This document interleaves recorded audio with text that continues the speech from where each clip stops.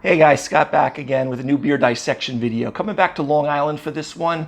I've done one or two beers for them, but from Sand City Brewing Company called Second Wave.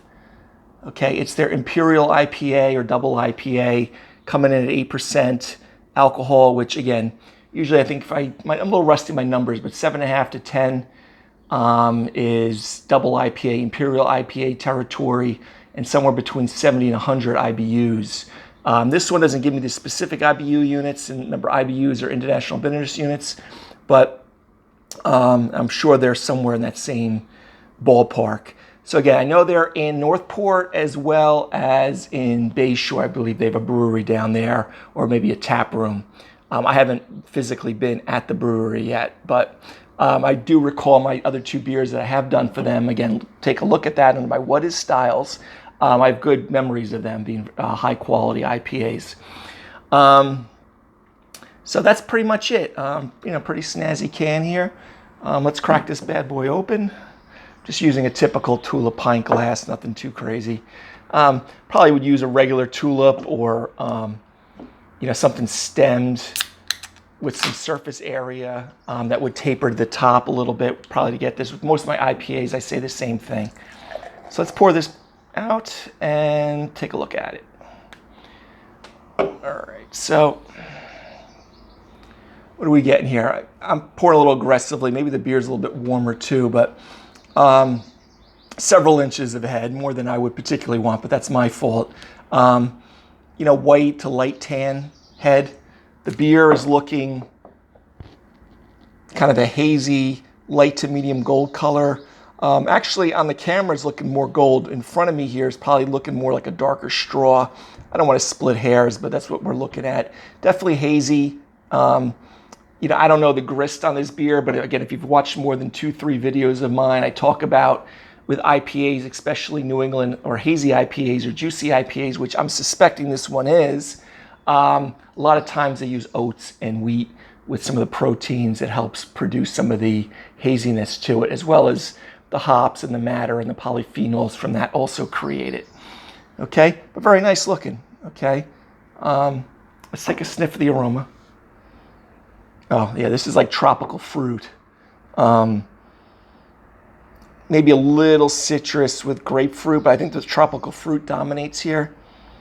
Mango, definitely mango, pineapple.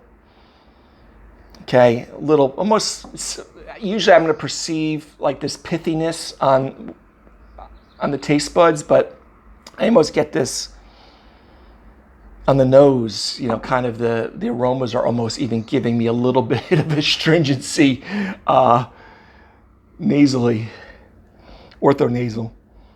Okay, but very nice though. It's, like I said, tropical fruit, mango, peach, maybe even peach, little stone fruit. Wouldn't argue if someone thought there was a little mandarin, but I think it's more tropical fruit, mango, pineapple than anything. I'm not really getting much citrus, grapefruit on this. But everyone's perception is a little bit different.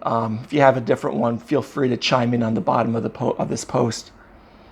But very nice, regardless of where we lean.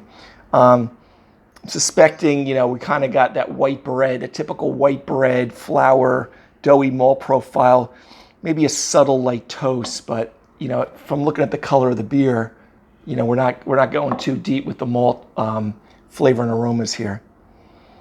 Very nice though. I wish I should do a side by side with the 3 beers that I've done from Sand City. But I recall the other ones were very, very similar to this. A lot of these breweries now, and it's good and bad. Like a lot of the breweries are producing a ton of IPAs, juicies, New Englands, and they're doing very good quality. It's just the fact that sometimes you just get like constantly smacked in the face with fruit juice type of beers, and sometimes it's too much. But again, let me get back to this beer because it is, smelling pretty good here. Okay, but yeah, fruit juice, kind of pineapple, mango, peach. Okay, but very nice. All right, guys, let's take a swig of this. Okay, again, I believe this is a juicy IPA.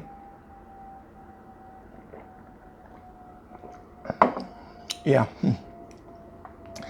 little more fuller body than I thought, kind of medium full body. Definitely has got some substance to it. On the taste buds, very similar. I kind of got that tropical fruit. Getting mango, pineapple, similar to what I said on the aroma. I'm not getting any alcoholic warmth, which is good. I don't particularly like that myself, and I usually get that over 7.5. And I said this is about 8%, so it's nice and smooth.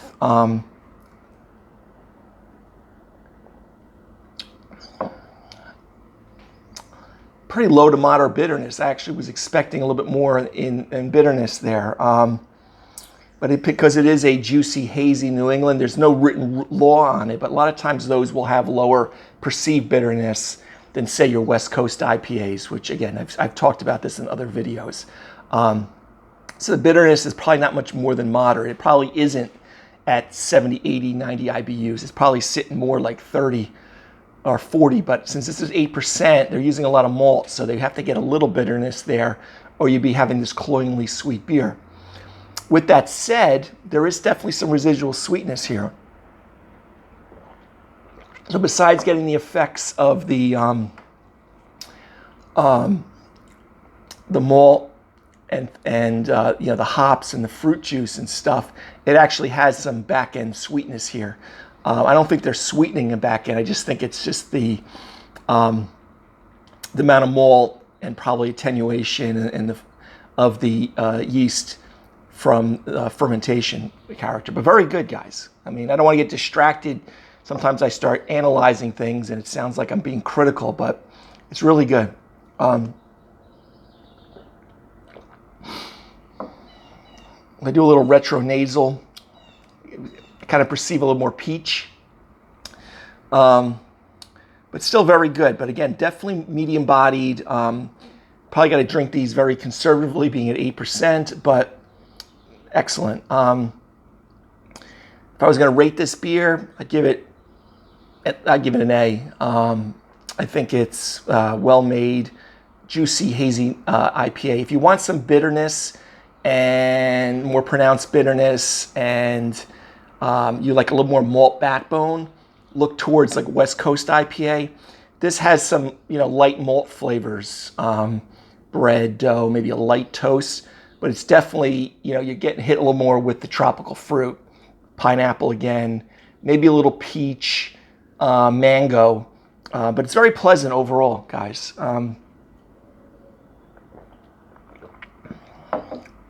And again, the carbonation is kind of low to medium carbonation. Because the body is a little higher than I thought, you kind of, you can kind of feel it on your taste buds, a little bit heavier than you would think. But overall, like I said, good A beer.